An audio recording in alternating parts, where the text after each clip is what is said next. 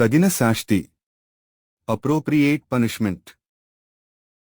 రామాపురంలో కృష్ణయ్య అనే యువకుడు ఉండేవాడు. అతను తెలివైనవాడే కాని పరమ అత్యాశాపరుడు.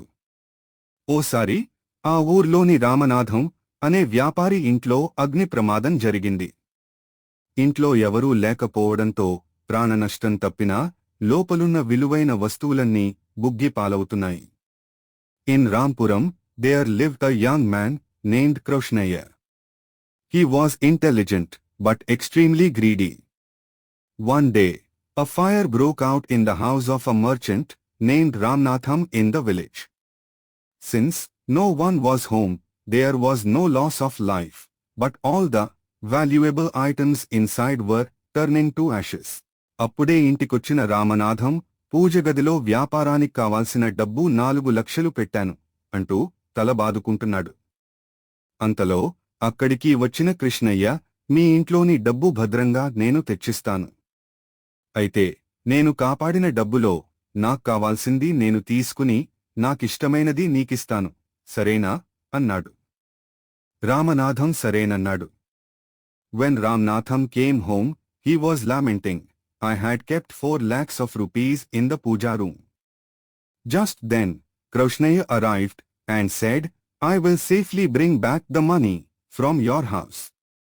However, I will take what I am entitled to from the money I save, and I will give you what I like. Is that okay? Ramnatham agreed.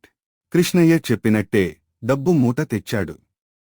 Ramanatham దాన్ని తీసుకోబోతుండగా కృష్ణయ్య అతనికి 100 రూపాయలు మాత్రమే ఇచ్చి మిగతా మూటని భుజాన వేసుకుని వెళ్లబోయాడు. రామనాథం ఇది అన్యాయం అంటూ అటకాయించాడు. కృష్ణయ్య ఎదురు తిరిగాడు. విషయం పంచాయతీకి వెళ్ళింది. Krishnaya did as he said and brought back the bundle of money. When Ramnatham was about to take it, Krishnaya gave him only 100 rupees and was about to leave with the rest of the bundle on his shoulder.